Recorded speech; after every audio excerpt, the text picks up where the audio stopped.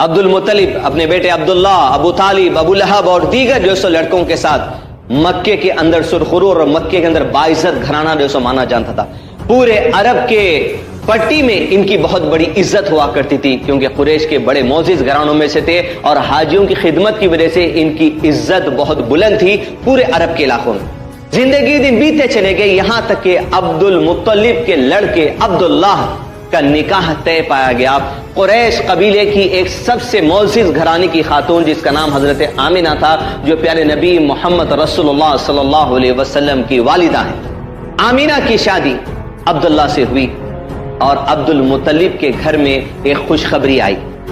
زندگی کے دن بیتتے چلے گئے، یہاں تک کہ آمنہ کے بطن میں ایک مبارک روح ڈال دی گئی. اس زندگی کے معاملے کو لے کر حضرت آمنہ، حضرت عبداللہ ایک نئی زندگی کے آغاز کی پلاننگ میں ہے کہ عبد المطلب اسی عصر میں اپنے پیارے سے بچے عبداللہ، جن کی شادی ابھی ہو چکی تھی، ان کو تجارت کے کام کے لیے ملک شام روانہ کرتا ہے یا مدینہ کی طرف روانہ کرتا ہے. لیکن اسی عصر میں عزیزان ملت، جب حضرت عبداللہ پیارے نبی صلی اللہ علیہ وسلم کے والد جب نکلے ملک شام کی طرف تجارت کے سفر کے لیے، تو تجارت کر کر جب وہ پلٹ کر مدینہ سے واپس آ رہے تھے، اطلاع دی گئی کہ حضرت عبداللہ جو پیارے نبی صلی اللہ علیہ وسلم کے والد ہے، مکے کے راستے میں آپ کا انتقال ہو گیا.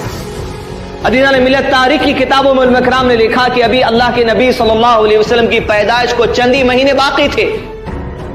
آپ کے ماں کی جو سو رحم میں تھے کہ والد کا جو سو انتقال ہو گیا. گویا اسی لیے اللہ کے نبی صلی اللہ علیہ وسلم کو یتیم کہا گیا. آپ دنیا میں آنے سے پہلے آپ سے والد کے جو سو شفقت جو سو اٹھا لی گئی. زندگی دن بیتے چلے گئے، عبداللہ کے جو سو انتقال کی خبر عبد المطلب کو اور گھر والوں کو جو سو مکہ پہنچا دی گئی. مکے کے اس گھر میں ایک غم کا عالم چھا گیا، اس لیے کہ ایک تو معاملہ یہ تھا کہ عبد المطلب کے تمام لڑکوں میں سب سے پسندیدہ لڑکے عبداللہ تھے، اور اس کے ساتھ ساتھ دوسری اہم بات یہ تھی کہ آپ صلی اللہ علیہ وسلم کی پیدائش کو ابھی کچھ ہی دن باقی تھے. یہ معاملہ پیش آیا تو ایک گھر کے اندر غم سا عالم تھا.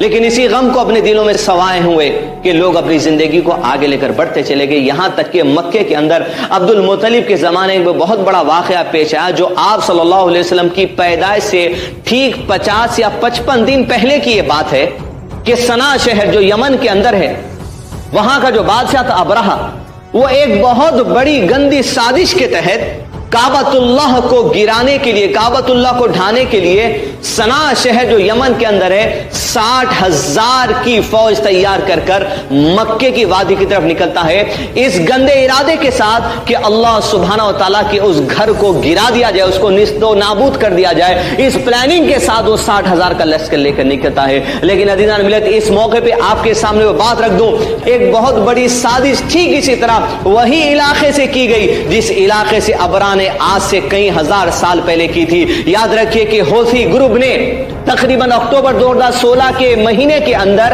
ایک راکٹ کو جو سو لانچ کیا، جو یمن سے نکلا اور نکل کر کعبۃ اللہ کی طرف اس کو روانہ کیا گیا. لیکن اللہ سبحانہ و تعالیٰ نے جس طرح ابرہہ لشکر کو نیست و نابود کر دیا، ٹھیک اسی طرح وہ راکٹ کعبۃ اللہ کی طرف جو چلتی آ رہی تھی، اللہ سبحانہ و تعالیٰ نے اس راکٹ کو بھی نیست و نابود کر دیا. اس بات کو یاد رکھیے جان ملت کہ تاریخ میں دوسرا حملہ ملتا ہے جو یمن کی طرف سے نکلا. ایک ابرہہ نے حملہ کیا تھا اور دوسرے حوثی گروپ نے جو راکٹ حملہ 2016 اکتوبر کے مہینے میں کیا. دونوں حملوں کو اللہ سبحانہ وتعالی نے ناکام کر دیا.